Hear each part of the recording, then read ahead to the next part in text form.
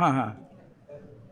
Kita dengar lapor kita tadi inna lillahi wa inna ilaihi raji'un. Oh, lekat di hati dah. Ha. Molek. Kita dengar kawan kita telah meninggal dunia. Kita baca tu. Ha. Kalau kita pergi ziarah di rumah dia. Mm-mm. Video dekat mayat dia. Kita nak sirah ke apa pendek-pendek apa jadi buku surah. Sirah apa? Oh, tak ada pelat hak pendek-pendek. Qul huwallahu ahad.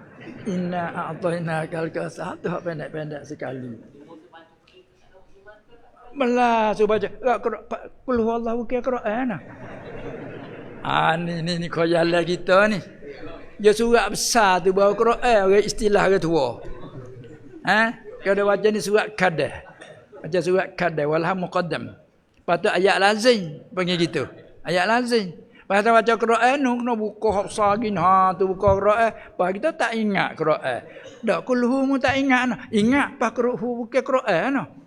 Oh, terlupa situ. Gitu ya, bukan tak tahu, terlupa kira.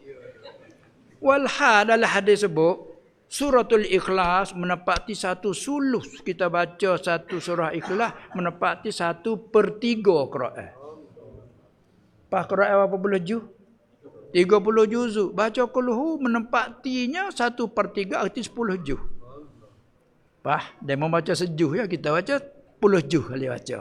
Baca 3 kali kulhu habis khatam Quran. Lah ni nak baca apa kita dak baca ulang tu banyak kali khatam kita.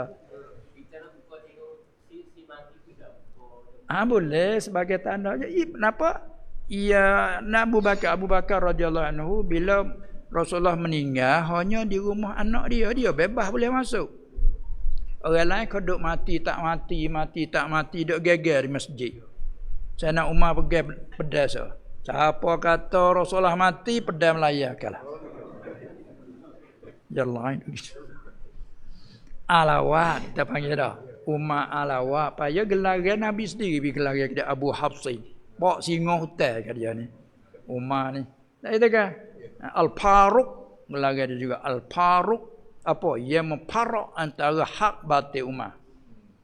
Yang tu lagi sama dia bila sudah Nabi sudah hukum dah sallallahu ada orang Yahudi dengan munafik ada berselisih masalah, Rasulullah sudah kerak putusan dah. Tak puas hati mai cari Umar. Apa ini? Pergi siap dah ni nemon kami ni. Rasulullah putusan dah, dia tak puas hati. Dia nak suruh mai sama Umar pula. Baik. Umar tak nanti. Dia masuklah rumah dia. Dia tunggu dia mata. Tubik-tubik dengan pedai. Kalau Rasulullah SAW sudah menghukum kamu tak puas hati, siapa nak lebih adil pada Rasulullah? Ni dia caranya. Tu Umar. Putih hitam sungguh dianya. Tapi kalau lebih Rasulullah dia beradab. Ya Rasulullah izin. Tapi Rasulullah tak nak, selalu. Maka gelar Al-Faruq Umar. Nah, jadi Abu Bakar masuk dalam rumah. Bila dia pakak dia mati tak mati. Tak tahu. Tu Abu Bakar mari. Moga pakak kelik ke pagi tu moga nampak dia segar. Pagi dia nak meninggal tu kan. Pagi nak subuh dia buka kain. Mana isyarat. Suruh semaya. Dia nampak segar supaya kita dia menunggu orang sakit. Tak gitu weh. Nampak segar boleh bangun, boleh kecek dengan anak cucu. Pakak kelik lah. Bawa kelik tu halo mati. Dia relik lagu tu dah. Lepas tu Umar duk mengamuk. Mau ngamuk apa? Kalau siapa kata Rasulullah mati, pedai makan leh. Bapa Umar duk mengamuk. Kan nak jaga ada munafik seorang dua dia nak cengok. Bila tak berani duk dia. Abu Bakar marilah gitu mari. Masuk rumah. Moga rumah anak dia. Masuk gigak. Dia buka, dia kucuk. Lepas tu dah sudah, dia tubik mari itulah. Tubik Umar tengah dah alawat, dia isyarat pada Umar. Mana Umar pun nampak bakal, dia beralah. Ya Umar. Baru dia beri ucapan. Jadi tepat naknya, kucuk mayat itu adalah, maksud dia dalam kata, digalakkan. Apalagi kawan kita, kasih mesra kita, itu. Baik.